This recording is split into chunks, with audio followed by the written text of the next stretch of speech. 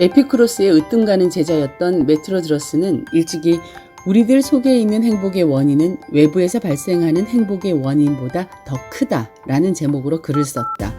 말할 필요도 없이 인간의 행복, 아니 인간의 모든 생활 방식에 있어서 중요한 것은 인간 자신 속에 존재하고 거기서 일어나는 것이라는 사실이 명백하게 드러나는 것이다. 바로 여기에 마음의 유쾌함과 불쾌함이 직접적으로 깃들어 있다. 인간이 직접적으로 영향을 받는 것은 자신이 품고 있는 관념이나 감정, 자신이 행하는 의사활동과 같은 것들일 뿐이며 외계의 사물은 단지 이러한 관념과 감정, 의사활동을 불러일으키는 동기로서 각자에게 영향을 미치는 데 불과하기 때문이다. 각자가 살아가는 세계는 무엇보다도 먼저 세계에 대한 저마다의 견해에 의해 좌우되며 생각의 차이에 따라 달라진다. 생각에 따라서 세계는 빈약하고 무미 건조하고 하찮은 것이 되기도 하며 풍성하고 재미있고 깊은 맛을 가진 것이 되기도 한다.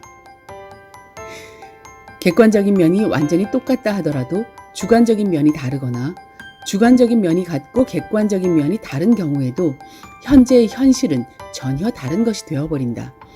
객관적인 측면이 아름답고 제 아무리 좋다 하더라도 주관적인 측면이 둔하고 나쁘다면 아름다운 풍경을 악천후 속에서 바라보거나 변변치 못한 카메라 렌즈로 바라보는 것처럼 열악한 현실, 열악한 현재가 되어버리는 것이다.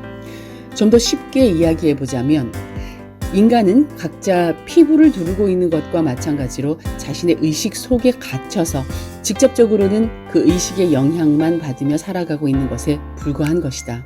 따라서 인간은 외부로부터 누군가 구원의 손길을 내민다 하더라도 그다지 커다란 구원을 얻지 못하는 법이다.